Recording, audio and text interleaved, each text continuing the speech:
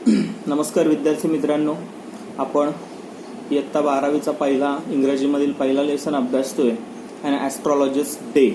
आपण पहिले 2 व्हिडिओज पाहिलेले आहेत. पहिल्या 2 पार्टमध्ये आपण त्या ॲस्ट्रॉलॉजर कशा प्रकारे घरातून म्हणजे घर सोडून तो दूरवर एका शहरामध्ये आलेला आहे, त्या शहरातलं वातावरण कसं आहे, त्याने आपला व्यवसाय कसा उभा केलेला आहे हे आपण बघितलं.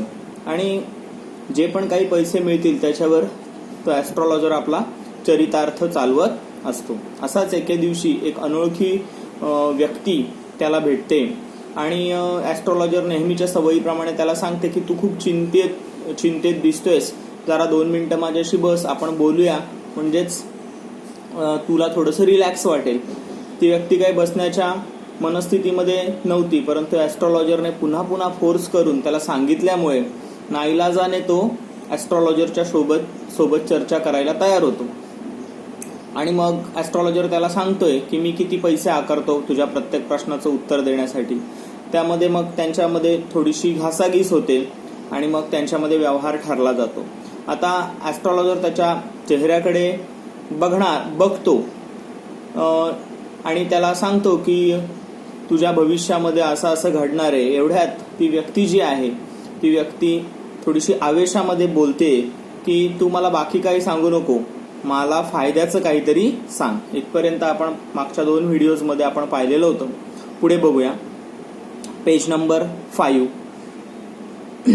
ॲस्ट्रॉलॉजरला त्या व्यक्तीसोबत त्या व्यक्तीचा चेहरा पाहिल्यावर थोडंसं अस्वस्थ वाटू लागतं, थोडीशी भीती वाटू लागते आणि म्हणून ॲस्ट्रॉलॉजर त्याला म्हणतो. The astrologer felt very uncomfortable. ॲस्ट्रॉलॉजरला थोडंसं अनकम्फर्टेबल वाटू लागतं आणि ॲस्ट्रॉलॉजर त्याला म्हणतो, here take your anna back, हे तुझे पैसे परत घे. I am not use to such challenges. मला अशा प्रकारचं चॅलेंज काही घेण्याची आता इच्छा नाहीये. It is late for me today, कारण खूप उशीर झालेला आहे, मला घरी जायचंय. He made preparations to bundle up. आणि मग अशा प्रकारे ॲस्ट्रॉलॉजर त्याला सांगतोय की आपण उद्या भेटूया. आणि ॲस्ट्रॉलॉजर सगळे आवराआवर करायला घेतो. तो ज्योतिषी जो आहे तो सगळे आवराआवर करायला घेतो. The other held his wrist and sed. परंतु समोरची व्यक्ती जी आहे, अनोळखी व्यक्ती, तो ॲस्ट्रॉलॉजरचा हात पकडतो, मनगट पकडतो आणि म्हणतो, you can't get out of it now. आता मात्र तू जाऊ शकत नाहीस.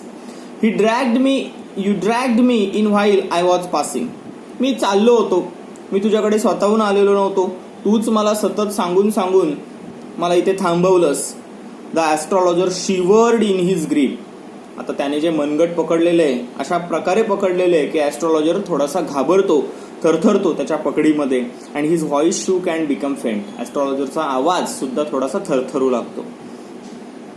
Leave me today, I will speak to you tomorrow. Astrologer त्याला म्हणतो की आज मला जाऊ दे, उद्या तू ये, उद्या आपण बोलूया. The other thrust his palm in his face and sed. पण तो समोरची व्यक्ती काय म्हणते बघा, नो चॅलेंज इज चॅलेंज. नाही, तू आव्हान स्वीकारलेले आहेस, पैसे आपले ठरलेले आहेत किती द्यायचे ते, आता ते आव्हान तुला पूर्ण करावंच लागेल. Go on. The astrologer proceeded with his throat drying up. आता ॲस्ट्रॉलॉजरचा घसा थोडासा कोरडा पडलेला आहे, परंतु त्याच्या समोर आता पर्याय नाहीये. There is a woman. मग ॲस्ट्रॉलॉजर त्याला आता सांगू लागतो की अशी एक स्त्री आहे. पण त्या अनोळख्या व्यक्तीला हे बाकीची काहीच माहिती गरजेची वाटत नाही. ती समोरची व्यक्ती म्हणते, अनोळखी व्यक्ती, स्टॉप, सेड द अदर. थांब, I don't want all that. मला ही काही माहिती तू सांगू नकोस. Shall I succeed in my present search or not. मी ज्या व्यक्तीचा शोध घेतोय किंवा जे मी शोधतोय सध्या परिस्थितीमध्ये ते मला मिळेल की नाही, त्याची माझी भेट होईल की नाही, एवढंच मला सांग. Answer this and go. या माझ्या प्रश्नाचं उत्तर दे आणि तू जा, असं ती अनोळखी व्यक्ती त्या ज्योतिषाला सांगते.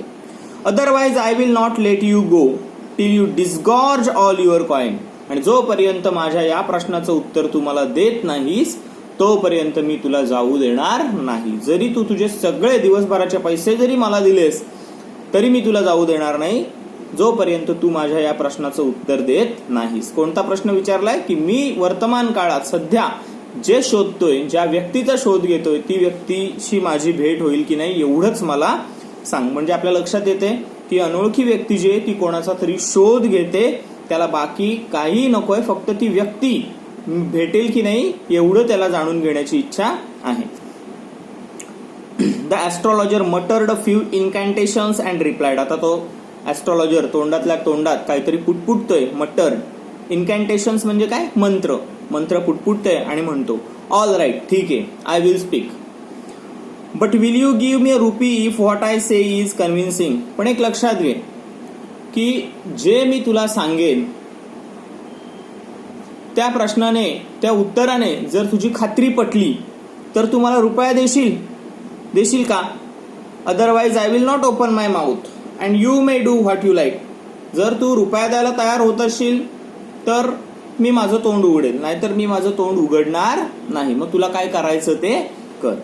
After a good deal of haggling. आता त्याच्यामध्ये थोडीशी घासाघीस होते. ॲस्ट्रॉलॉजर तो अनोळखी व्यक्ती त्याला सांगतो की तुला 8 आणे द्यायचे ठरलेले आहेत आणि आता मात्र तू रुपया मागतोयस, हे बरोबर नाही. पण ॲस्ट्रॉलॉजर काही त्याचं, तो ज्योतिषी काही त्याचं ऐकायला तयार होत नाही आणि मग थोडीशी त्यांच्यामध्ये घासाघीस होते आणि शेवटी तो अनोळखी व्यक्ती त्याला 1 रुपया द्यायला तयार होतो. The astrologer said. आता तो ॲस्ट्रॉलॉजर म्हणतो you were left for dead, am I right.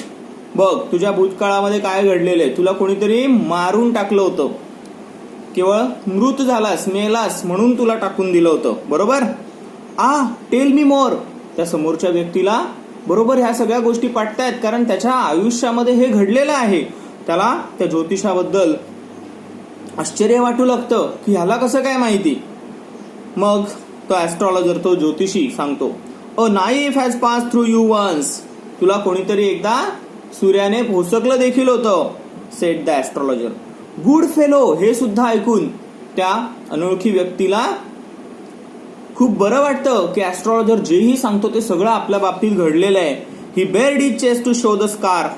आता तो काय करतो, त्याच्या सूर्याचा जो वार झालेला असतो तो दाखवण्यासाठी, ती खूण आहे त्या झालेल्या वाराची, ती दाखवण्यासाठी आपली छाती त्याला दाखवतो. What else. अजून काही पुढे. मग आता ॲस्ट्रॉलॉजर त्याला सांगतो and then you were pushed in to a well near by in the field, you were left for dead. आणि त्यानंतर तुला त्याने एका विहिरीमध्ये कोणीतरी काय केलेलं, मारून टाकून दिलेलं होतं. जवळच्याच विहिरीमध्ये मारून टाकून दिलेलं होतं. And you were left for dead. आणि मेलास म्हणून तुला टाकून दिलेलं होतं. I should have been dead if some passer by had not chance to peep in to the well. हो, हेही खरं आहे. आणि मी तर मेलोच असतो जर तो बाजूने जाणारा पासर बाय म्हणजे काय, एक वाटसरू, had not chance to peep in to the well. Peep into म्हणजे डोकावून पाहणे. आणि हो, मी मेलोच असतो जर त्या वाटसुरीने जर त्या विहिरीमध्ये डोकावून पाहिलं नसतं तर कदाचित आज मी जिवंत नसतो. पण माझं नशीब की बाजूने एक वाटसरू चालला होता, त्याला तहान लागली असावी, त्याने त्या विहिरीमध्ये डोकावून पाहिलं असावं आणि त्याला मी दिसलो आणि त्याने मला वाचवलं, नाहीतर मी आज नसतो. Exclaim the other. Overwhelm by the enthusiasm. आता ॲस्ट्रॉलॉजर जे सगळं सांगतो आपल्या आयुष्यात, आपल्या भूतकाळात घडलेलं हे सगळं त्याला माहिती आहे, त्याने तो भारावून जातो. When shall I get at him, he ask, clenching his fist. Clenching his fist म्हणजेच आपली मूठ आवळत तो अनोळखी व्यक्ती त्या ॲस्ट्रॉलॉजरला म्हणतो when shall I get at him. कधी माझी त्या व्यक्तीची भेट कधी होईल, ज्याने मला मारलं होतं, ज्याने मला मारून सुरा भोसकून मला त्या विहिरीमध्ये टाकलेलं, त्याची माझी भेट केव्हा होईल. ॲस्ट्रॉलॉजर म्हणतो इन द नेक्स्ट वर्ल्ड. आता ऍक्च्युली सत्य परिस्थिती अशी आहे की ॲस्ट्रॉलॉजर, आपण बघितलंय सुरुवातीला की ॲस्ट्रॉलॉजर घर सोडून पळून आलेला आहे 20-25 वर्षापूर्वी. आता ॲस्ट्रॉलॉजर इतकं बरोबर का सांगतो त्याचं, कारण ॲस्ट्रॉलॉजरच तो व्यक्ती आहे, त्याचा मित्र, त्या अनोळखी व्यक्तीचा ज्याने त्याला मारलं होतं. आणि ॲस्ट्रॉलॉजरला असं वाटलं होतं की आपला कोणीतरी तो बदला घेईल आणि म्हणून ॲस्ट्रॉलॉजर त्या भीतीने घर सोडून खूप दूरवर पळून आलेला आहे या शहराकडे. म्हणजे आता आपल्या लक्षात येतं की ॲस्ट्रॉलॉजर का त्याच्याबद्दल इतकी परफेक्ट माहिती त्याला सांगतोय. की जेव्हा ॲस्ट्रॉलॉजर लहान होता, यंग होता, तेव्हा तो जो अनोळखी व्यक्ती आहे त्याचं नाव आहे गुरुनायक.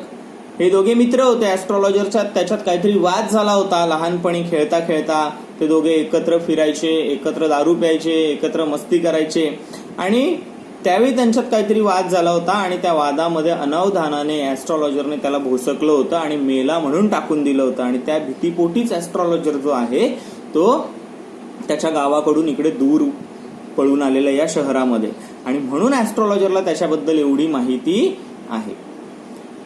आता ऍस्ट्रॉलॉजर त्याला म्हणतो, तो विचारतो अनोळखी व्यक्ती, when shall I get at him, माझी त्याची भेट केव्हा होईल मग? In the next world. Astrologer त्याला म्हणतो, पुढच्या जन्मी. Answered the astrologer, he died 4 months ago in far off town. आता जर याला समजलं की मीच त्याला मारलं होतं तर तो आपल्याला जिवंत ठेवणार नाही. मग आता हे नवीन संकट ओढवलेलं आहे. मग त्या संकटातून ऍस्ट्रॉलॉजर आपल्या बुद्धीने कशा प्रकारे सुटका करून घेतो बघा. ही died 4 months ago in far off town, दूरच्या शहरावर तुला ज्याने मारलं होतं 4 महिन्यापूर्वीच त्याचा देखील मृत्यू झालाय. You will never see any more of him, आता काही तो तुला भेटणार नाही. The other groan on hearing it. आता समोरच्या व्यक्तीला, म्हणजे जो अनोळखी व्यक्ती आहे गुरु नायक, त्याला थोडंसं नाराज होतो तो, कारण जितकी वर्ष आपण ज्याची शोध घेतोय तो त्याची बदला घेण्यासाठी त्याची आता काही आपली भेट होणार नाही. The astrologer proceeded. आता ऍस्ट्रॉलॉजर पुढे म्हणतो, Guru Nayak, you know my name? The other said taken aback. आता समोरच्या व्यक्तीला आश्चर्याचा धक्का बसतोय की तुला माझं नाव देखील माहिती आहे. As I know all other things, मला तर तुझ्याबद्दल खूप साऱ्या गोष्टी माहिती आहेत बाकीच्या. Guru Nayak, listen carefully to what I have to say. आता मी जे सांगतो ते काळजीपूर्वक ऐक. Your village is 2 days journey due north of this town. या शहराच्या उत्तरेला 2 दिवसाचा प्रवास केला की तू तुझ्या गावी पोहोचतोस. Take the next train and be gone. उद्या लवकरच सकाळचीच ट्रेन पकड किंवा आता इथून पुढची ट्रेन पकड आणि ताबडतोब आपल्या घरी निघ. I see once again great danger to your life if you go from home. आणि मला तर तुझ्या भविष्यात आता असं दिसतंय की जर तू घरापासून दूर गेलास तर पुन्हा एक संकट, एक धोका तुला संभवतो. He took out a pinch of sacred ash and held it to him. आणि अशा प्रकारे तो ऍस्ट्रॉलॉजर आपल्या थैलीतून एक राख, सॅक्रिड ॲश म्हणजे काय, दया, राख, भस्म घेतो आणि त्याच्या हातावर देतो गुरु नायकच्या, आणि त्याला सांगतोय की तुझ्या डोक्याला हे लाव. Rub it on your forehead and go home. तुझ्या ही राख तुझ्या कपाळावर लाव आणि जा, निश्चिंत जा. Never travel southward again. पुन्हा दक्षिणेकडे पुन्हा कधीच प्रवास करू नको, नाहीतर तुझ्यावर खूप मोठं संकट येण्याची शक्यता आहे. And you will live to be 100. आणि जर तू दक्षिणेकडे आला नाहीस तर तू 100 वर्ष जगशील. म्हणजे बघा, ऍस्ट्रॉलॉजरने आपल्यावरचं संकट कशा प्रकारे टाळलेलं आहे. मग आता तो गुरुनायक म्हणतो, तो काही ओळखत नाही, शेवटपर्यंत ओळखत नाही की हा ऍस्ट्रॉलॉजरच माझा मित्र होता, यानेच मला भोसकलेलं होतं. Why should I leave home again. आता मी का बरं माझं घर पुन्हा सोडेन? The other said reflectively. त्याला प्रतिसाद म्हणून सांगतो, का बरं मी आता घरातून बाहेर पडेल? I was only going away now and then to look for him. मी का बरं इतकी वर्ष का फिरतोय? टू लुक फॉर हिम, त्या व्यक्तीचा शोध घ्यायला फिरतोय. And choke out his life if I met him. आणि जर तो मला भेटला तर त्याचा जीव घेण्यासाठी, त्याचा गळा दाबून त्याला मारण्यासाठी, बदला घेण्यासाठीच मी इतकी वर्ष फिरत होतो. ही शूक हिज हेड रिग्रेटफुली. परंतु दुःखाने तो आपलं डोकं हलवतो. का? कारण त्याला समजलंय की ज्याचा आपण शोध घेत होतो ती व्यक्ती आता या जगात राहिलेली नाही. आपल्याला काय आपला बदला पूर्ण करता येणार नाही. He has escaped my hands. बिचारा माझ्या हातातून काय झाला, निसटला, पळून गेला. I hope at least he died as he deserved. पण मला एकच आशा आहे की त्याने जसं वाईट कृत्य केलं होतं त्याचा मृत्यू देखील तसाच वाईट झाला असावा. ऍस्ट्रॉलॉजर म्हणतो, yes said the astrologer. He was crushed under a lorry. एका ट्रक खाली, एका लॉरी खाली येऊन त्याचा मृत्यू झाला.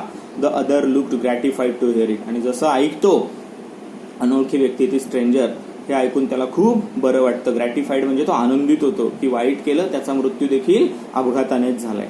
The place was deserted by the time.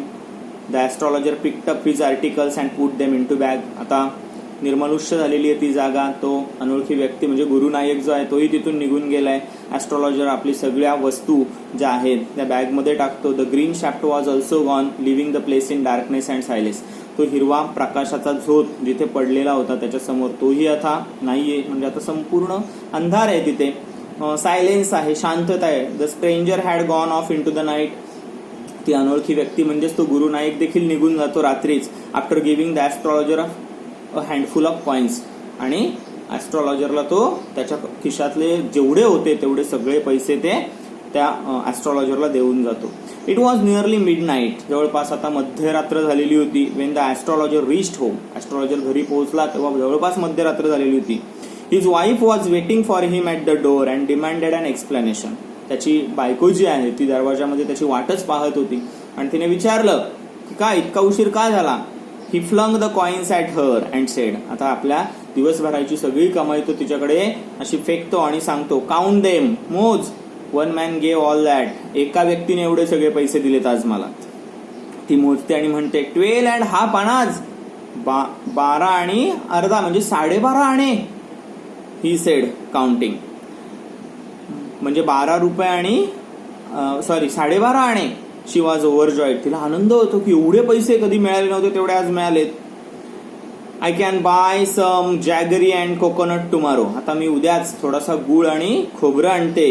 The child has been asking for sweets for so many days now, बरेच दिवस झालं आपलं मूल काहीतरी गोड खायला मागतं पण त्याला काय आपण देऊ शकलो नव्हतो. I will prepare some nice stuff for her, आता तिच्यासाठी मी काहीतरी आपल्या मुलासाठी काहीतरी बनवेन.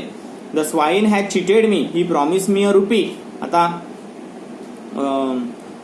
ॲस्ट्रॉलॉजर म्हणतो की त्याने तर मला 1 रुपया द्यायचं कबूल केलं होतं पण त्याने 12.5 आणेच दिले. Said the astrologer. She looked up at him, आता बायको त्याच्याकडे बघते. You look worried, what is wrong, तुम्ही थोडे काळजीत दिसताय, काय झालंय बरं. तो म्हणतो nothing. After dinner sitting on the pyol he told her, आता जेवल्यानंतर पायल म्हणजे काय, खाट किंवा पलंग आपल्या घरी विणलेला असतो तो, त्याच्यावर तो बसतो आणि तिला सांगतो, do you know a great load is gone from me today, तुला माहिती आहे आज माझ्या डोक्यावर खूप मोठं ओझं उतरल्यासारखं मला वाटतं.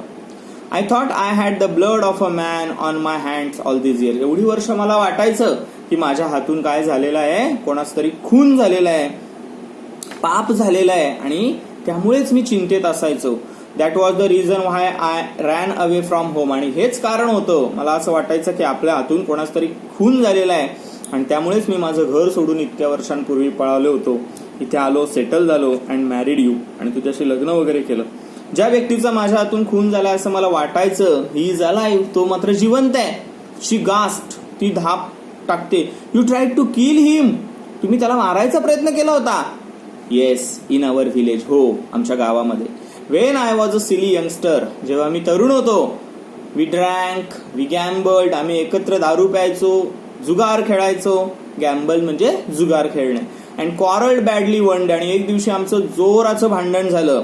व्हाय थिंक ऑफ इट नाऊ, आणि त्याच वेळी मी त्याला बोसकलेलं आणि मेला म्हणून विहिरीमध्ये फेकलेलं होतं. तोच आज मला भेटला. मला इतकी वर्ष सारखं वाटायचं की आपल्या हातून खून घडलेला आहे, आपल्याला कोणीतरी मारेल, आणि त्या भीतीनेच मी घर सोडून इतक्या दूर पळून आलेलो होतो 20 वर्षापूर्वी. व्हाय थिंक ऑफ इट नाऊ, पण त्याचा आता विचार का करायचा. इट्स टाइम टू स्लीप, आता झोपायची वेळ झालेली आहे. ही सेड, यॉर्निंग, जांभई देतो astrologer, and stretched himself on the pyol, आणि त्या पलंगावर अंग ताणून देतो. अशा प्रकारे हा पहिला धडा आपण अभ्यासलेला आहे. आणि याला अन ॲस्ट्रॉलॉजर्स डे, ॲस्ट्रॉलॉजरचा दिवस का म्हटलाय की एवढं मोठं पातक, जे ओझं होतं आपल्या हातून, वाईट कर्म झालेलं आहे, त्या विचारातून देखील त्याची सुटका झाली. जेव्हा ती व्यक्ती जिवंत आहे हे पाहिल्यावर, आपला मित्र गुरुनायक जिवंत आहे पाहिल्यावर त्याला खूप बरं देखील वाटलंय आणि गुरुनायक कडून त्याने चांगले पैसे देखील उकळलेले आहेत. आणि म्हणून या लेसनचं नाव अन ॲस्ट्रॉलॉजर्स डे, त्या ज्योतिषाचा दिवस असं आहे. पुढच्या लेसनमध्ये, पुढच्या पार्टमध्ये आपण या लेसनच्या ब्रेनस्टॉर्मिंग ऍक्टिव्हिटीज अभ्यासूया. थँक्यू.